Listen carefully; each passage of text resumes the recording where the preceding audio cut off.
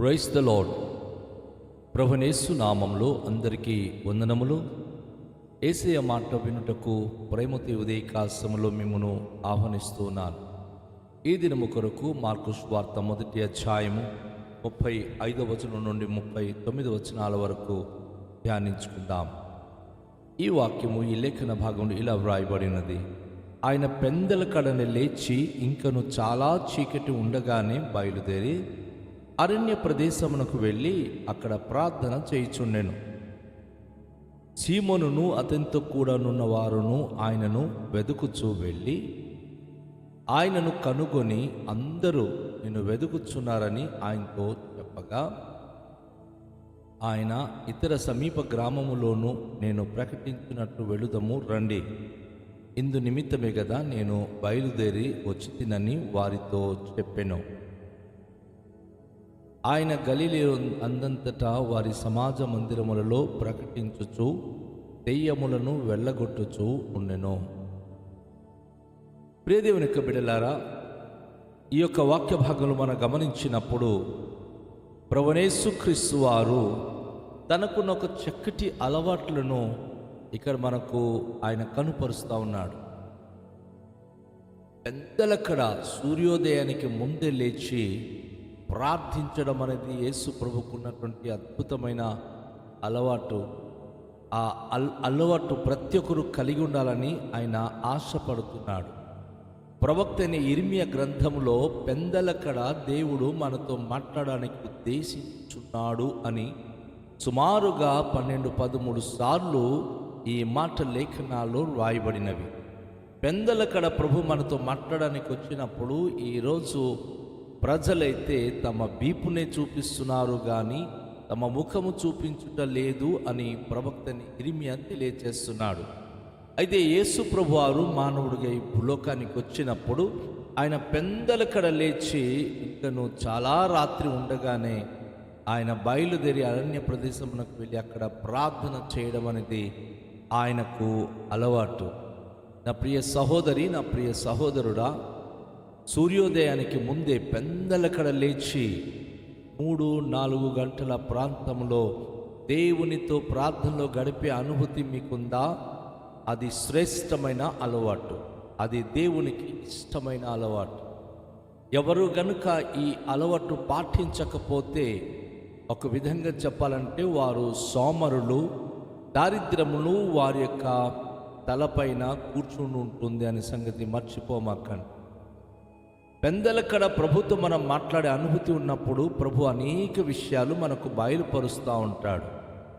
ప్రపంచమంతా మౌనంగా ఉన్నప్పుడు, ప్రశాంతంగా ఉన్నప్పుడు, అవును, చల్లని పూట ఆదాముతో దేవుడు మాట్లాడేటటువంటి ఆ అనుభూతి ఈరోజు పెందలకడ లేచి ప్రార్థించే బిడలకు కూడాను ఆ అనుభూతి ఉంటుంది. దేవునితో మాట్లాడే అనుభూతి ఎవరు కలిగి ఉంటున్నారో వారు దేవునితో అన్యోన్య సహవాసము గలవారై ఉన్నారన్న సంగతి మర్చిపోకూడదు. పెందలకడ లేచి ప్రార్థించుట ద్వారా దేవుని దివ్య స్వరాన్ని మనం వినగలము, మన అనుభూతులన్నీ ప్రభుతో పంచుకోగలము, ఆ దినము సంతోషంగా మనము బ్రతకగలము. మహాభక్తుడైనటువంటి మోసే కూడా తన 90వ దావీదు కీర్తనలో ఆయన ఒక మాట అంటాడు: ఉదయాన నీ కృపతో మమ్మను తృప్తిపరచము, అప్పుడు మా దినములన్నీ ఉత్సాహించి సంతోషించేదము. యేసు ప్రభువారు సంతోషంగా తండ్రి అయిన దేవుని యొక్క చిత్తాన్ని నెరవేర్చే దిశలో ముందుకు ధైర్యంగా ఆయన ప్రయాణం చేయగలిగారు అంటే పెందలకడ లేచి ప్రార్థించేటటువంటి అనుభవము యేసు ప్రభు జీవితానికి ఎంతగానో అది మన జీవితానికి మార్గదర్శిగా ఉంది. అయితే పెందలకడ లేచి యేసు ప్రభువారు అరణ్య ప్రదేశానికి, సముద్రతీ ప్రాంతానికి వెళ్ళి ప్రార్థించినప్పుడు తనను అనుసరిస్తున్న సీమోను, పేతురు, అలాగే ఆయనతో ఉన్నటువంటి కొందరు మరి యేసు ప్రభును వెతుకుచూ వెళుతున్నారు. ఎందుకంటే వీరొక చోట ఉండి యేసు ప్రభువారు వారి దగ్గర నుంచి లేచి ప్రార్థనకు వెళ్ళిపోవడం అనేది జరిగినప్పుడు వీరు ప్రభు వారికి లేపకపోవడం కానీ, లేక ప్రభు ఎక్కడికి వెళ్తున్నాడో వీళ్ళు తెలుసుకోకపోవడం బట్టి కానీ వెతకడం ప్రారంభం చేశాడు. అవును, దా భక్తుడైనటువంటి సొలొమోను రాజు పరమగీతంలో రాస్తూ అంటున్నాడు, పెందలకడ లేచి నా ప్రాణ ప్రియుని నిన్ను వెతుకుదును. ప్రియ సంఘమా, ప్రియ దేవునికి ప్రియ బిడ్డలారా, మనను ప్రేమించే దేవునికి పెందలకడ లేచి ప్రార్థించే అలవాటు మీకు ఒకవేళ ఉంటే చాలా సంతోషము, లేకపోతే దయతో అది అలవాటు చేసుకోండి. ఆయనను కనుగొన్నప్పుడు, ఆయన మనతో మాట్లాడినప్పుడు అది ఎంతో మనకు ఆశీర్వాదకరంగా ఉంటుంది. ఇక్కడ సీమోను పేతురు వారు ఆయనను వెతుక్కుంటూ వచ్చి ఆయనను కనుగొన్న తర్వాత వారిచ్చిన సందేశం ఏంటంటే, అందరూ నిన్ను వెతుకుచున్నారని ఆయనతో చెప్పగా అనేక మంది వారితో పాటు కలిసి ప్రభును వెతుకుచున్నారు. ఎందుకంటే ప్రవక్త యెషయా గ్రంథములో ప్రవక్త తన 55వ అధ్యాయంలో అంటాడు, యెహోవా దొరుకు కాలమున ఆయనను వెదకుడి, ఆయన సమీపములో ఉండగానే ఆయనను వేడుకొనుడి అని. ప్రతి వేకువనే లేచి ప్రభును వెతుకుచున్నారా? ప్రభు చెప్పే మాటలు వినడానికి ఇష్టపడుతున్నారా? ఆయన మన జీవితం గురించి ఆయన ప్రతి పెందలకడ మాట్లాడడానికి ఇష్టపడుతున్నాడు. కనుక అనేక మంది ఆయనను వెతుకుచున్నారన్న వార్త మరి సీమోను యేసు ప్రభు వారికి తెలియజేస్తున్నాడు. అయితే ఒక మాట యేసు ప్రభు వారు మరి తన శిష్యులకు తెలియజేస్తూ ఉన్నాడు. ఆయన ఇతర సమీప గ్రామములోనూ నేను ప్రకటించున్నట్టు వెళ్ళుదము రండి, ఇందు నిమిత్తమే కదా నేను బయలుదేరి వచ్చితినని వారితో చెప్పాను. యేసు ప్రభు వారు తనకున్నటువంటి డ్యూటీ, తనకున్న ఆ షెడ్యూల్ను తన శిష్యులకు తెలియజేస్తున్నాడు. పెందలకడ లేచి ప్రార్థించడానికి గల కారణం ఏమిటంటే, ఆ దినానికి పరమతండ్రి అయిన దేవునితో ఆయన చర్చించి పరమతండ్రి తనకిచ్చేటటువంటి సమస్తమైన సామర్థ్యత, దేవదూతల యొక్క సహకారమును, అలాగే ప్రభువైన యేసుక్రీస్తు వారు ఈ లోకంలో ఉన్నటువంటి ప్రజల యొక్క మనోభావమును గ్రహించి ఏ దినానికి ఎవరితో వెళ్ళి కలుసుకోవాలి అవన్నీ కూడా తన దేవునితో ఆయన షెడ్యూల్ చేసేవాడు. ఈరోజు దేవుని సేవకులారా, మనము ఉదయం వరకు లేవకుండా, మన పెందలకడ లేచి ప్రభుకు ప్రార్థన చేయకుండా మన దిన ప్రారంభం చేస్తే ఆ దినం ఎక్కడికి వెళ్ళాలో, ఏ విధంగా సేవ చేయాలో, ఏ ప్రాంతానికి వెళ్ళి ప్రకటించాలో మనకు తెలియదు. పెందలకడ కనుక ప్రభుతో మనం మాట్లాడగలిగితే ఆ దినానికి కావలసిన షెడ్యూల్ను దేవుడు బయలుపరుస్తాడు.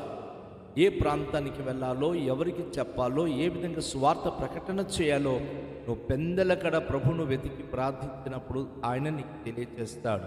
యేసు ప్రభు వారు అంటున్నారు, సమీప గ్రామములో అనేకమైన ప్రాంతానికి వెళ్ళి మనం ప్రకటించాలి, అందుకోసమే కదా నేను బయలుదేరి వచ్చున్నాను అని చెప్పి తన రాకకు గల ఉద్దేశాన్ని ఆయన వ్యక్తపరుస్తున్నాడు.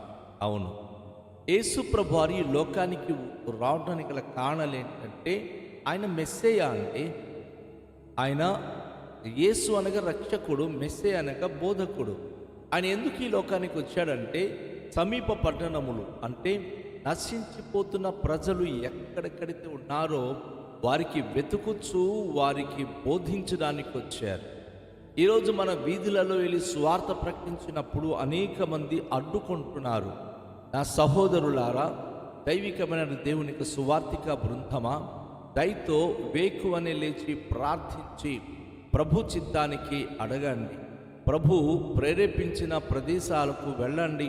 ప్రభు ప్రేరేపించే వ్యక్తులతో మాట్లాడండి. ఖచ్చితంగా వారు ప్రభును బట్టి వారు సమకూర్చబడతారు. ప్రభువైన యేసుక్రీస్తు వారు అన్నారు, మరి తండ్రి చేత ఏర్పరచబడిన వారందరూ నా యొద్దకు వద్దురు అని. అవును, ఏర్పాటు నొందని వారి దగ్గరికి వెళ్ళి మన సువార్త ప్రకటిస్తే మనకు ఎదిరిస్తారు, బెదిరిస్తారు, అసలు సువార్త పరిచర్యకు ఆటంకాలుగా నిలబడతారు. యేసు ప్రభు వారు చెప్పినటువంటి ఈ పద్ధతి అవలంబిద్దాం. పెందలకడ లేచి ప్రార్థన చేద్దాం. ప్రభు మనకు ఎక్కడికి పంపిస్తున్నారో ఆ ప్రదేశానికి వెళ్ళి ఆ ఏ వ్యక్తులను సూచిస్తున్నారో ఆ వ్యక్తుల దగ్గరికి వెళ్ళి దేవుని రాజ్యం గురించిన సందేశాన్ని తెలియచేద్దాం. అలాగే ఆయన గలిలయమందంతటా వారి సమాజ మందిరంలో ప్రకటించుచు దెయ్యములను వెళ్ళగొట్టుచూ ఉండెను. ఈరోజు యుగ సంబంధమైన దెయ్యాలు అనేక మంది మనోనేత్రములకు గుడితనము చేసి ఉన్నది కనుక మన సువార్త ప్రకటించిన సువార్త ప్రకాశమానము వారికి ప్రకాశింపకుండా ఉన్నది. అయితే మనం ఏం చేయాలి? దేవునిలో ప్రార్థించినప్పుడు ఆ ప్రాంతంలో ఎక్కడైతే దెయ్యాల ప్రభావం ఉంది, చాలాసార్లు దెయ్యాలంటే ఏదో రకరకాల విధమైన ఆకారాలతో మన దగ్గరికి వచ్చేటటువంటి రూపాలు కాదు, కానీ మనుషుల మధ్యలోనే, మనుషుల జీవితాల్లోనే ఆ దెయ్యాల ప్రభావం అనేది భయంకరంగా ప్రభావితము చేస్తూ ఉంటుంది. ఎందుకంటే దెయ్యాలు అల్లరికి కర్త.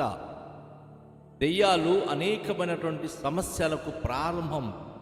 దెయ్యాలు అనేకమైనటువంటి శబ్దాలు చేస్తాయి, కేకలు వేస్తాయి, లేనిపోని డిస్టర్బెన్స్ అనేది క్రియేటింగ్ చేసేది దెయ్యాలకు ఉన్నటువంటి పని. అందుకే ఈరోజు సువార్తీకరణ చేయాలన్నప్పుడు అనేక చోట్ల అరుపులు వినబడుతుంది, అనేక మంది గద్దింపులు వినబడుతుంది, అనేక మంది ద్వేషభావాలు వినబడుతుంది. నా ప్రియ సహోదరుడా, సహోదరి, దేవుని ప్రియ బిడ్డలైన మనము దేవుని గురించి ప్రకటించాలి అంటే ఆ అపవాది దెయ్యాలను బంధిస్తేనే కానీ, వెళ్ళగొడితేనే కానీ అక్కడ మన సువార్త ప్రకటన అనేది జరగదు. సో మనం దెయ్యాలు వెళ్ళగొట్టాలంటే మనం ఫైండ్ అవుట్ చేయాలి, మనం తెలుసుకోవాలి ఏ ఆత్మ ఎటువంటిది. అందరిలో దెయ్యాలు ఉండవు, అన్ని చోట్ల దెయ్యాలు ఉండవు, కానీ ప్రార్థన చేయుచుండగా అల్లరి రేపినటువంటి దెయ్యాలు అది దేవుని ద్వారా బయలుపరచబడుతుంది. సో దానిని మనం బంధించగలగాలి. ఆత్మశక్తి ద్వారా, పరిశుద్ధాత్మ ప్రభావము ద్వారా దెయ్యాలను మనం వెళ్ళగొడితేనే కానీ మనము దేవుని యొక్క శుభవర్తమానము, రాజ్య సువార్త ప్రకటించలేము. సాతానుని వెళ్ళగొట్టడానికి దేవుడు మనకు అధికారము అనుగ్రహించాడు. ఈ అధికారము కలిగిన వారమై మనం పని చేయాలి. కనుక ఈ ఉదయకాల సమయంలో దేవుని మాటలు వింటున్న నా ప్రియ సహోదరుడు, సహోదరి, పెందలకడ లేచి ప్రార్థిద్దాం. దేవుడిచ్చిన అధికారం మేరకు దేవుని పరిచర్య చేద్దాం. రండి, తలలుంచుకొని ప్రార్థన చేద్దాం. పరమ తండ్రి, మేము విన్న వాక్యమును బట్టి పెందలకడ లేచి ప్రార్థించే అలవాటు మా జీవితానికి దయచేయండి. ప్రభువా, ప్రతి ఉదయాన మేము మీతో మాట్లాడి మీరు మాకు సూచించిన సూచన ప్రకారం మీ ప్రేరణ బట్టి మేము పనిచేయడానికి, దెయ్యాలను వెళ్ళగొట్టుచూ మీ రాజ్య సువార్త ప్రకటించడానికి శక్తిమంతులుగా మమ్మల్ని దయచేయండి. ప్రభువా, మీ నామానికే మహిమకరణ బిడలుగా మమ్మల్ని వాడుకొనుమని కృతజ్ఞత స్తోత్రాలు మీకే చెల్లిస్తూ యేసు నామములో ప్రార్థిస్తున్నాము తండ్రి, ఆమేన్. అందరికీ షాలోం. ప్రభు మనను దీవించునుగాక.